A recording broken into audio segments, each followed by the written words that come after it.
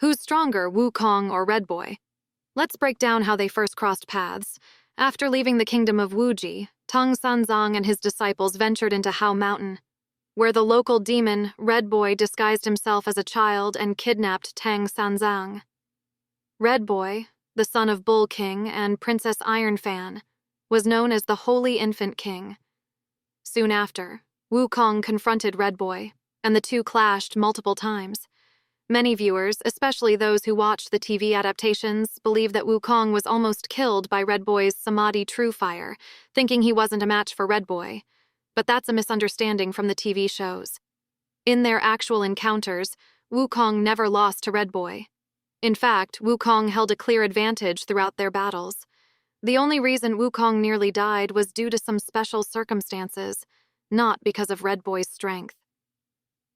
First encounter. Duel. Wukong stood outside Firecloud Cave on Hao Mountain, calling for a fight. When Red Boy appeared, Wukong tried to play up their connection, saying that he and Red Boy's father, Bull King, were sworn brothers 500 years ago. But Red Boy didn't buy it at all. Why? Because Wukong's words offended him. As soon as Wukong saw Red Boy, he addressed him as dear nephew, and even threatened him, saying, "Hand over my master now, or our familial bond will be broken. You wouldn't want your father to think I'm bullying the young, would you?"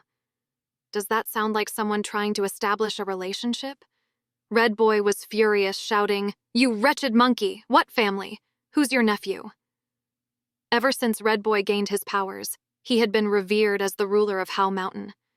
Even the mountain gods and earth spirits cowered before him. So when Wukong, whose master he had just effortlessly kidnapped, stood before him acting high and mighty, how could Red Boy take him seriously? Wukong, still playing the elder card, said, "Kid, you wouldn't understand. When your dad and I became sworn brothers, you didn't even exist yet." But Red Boy still didn't believe him. Wukong then went into great detail about how he and Bull King became brothers 500 years ago, and even listed the other sworn brothers. But Red Boy, filled with pride and arrogance, didn't want to believe it. So he lunged forward with his spear, demanding they settle things with their fists.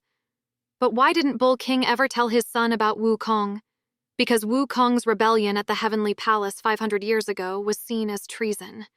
If he had succeeded, he would have been hailed as a hero. But since he failed and was suppressed by heaven, the other 6 demon kings distanced themselves from him to avoid being dragged down. This is why, during Wukong's 500 years of imprisonment, not a single old friend came to visit, and that included Bull King.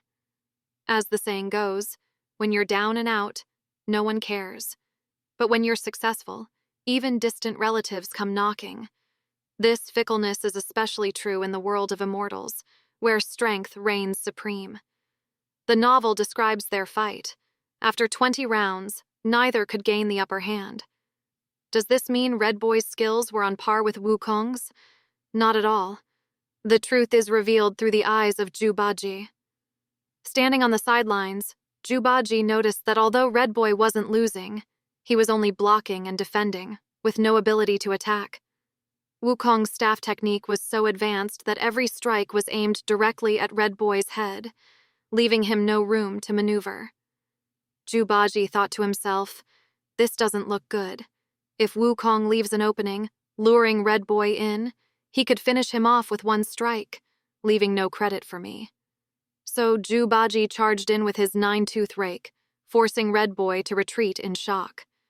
This proves that Red Boy's martial skills were far inferior to Wukong's. In fact, he wasn't even a match for Jubaji or Sha Monk. So how did Wukong almost lose his life when facing Red Boy's magic? We'll dive into that next time. Stay tuned.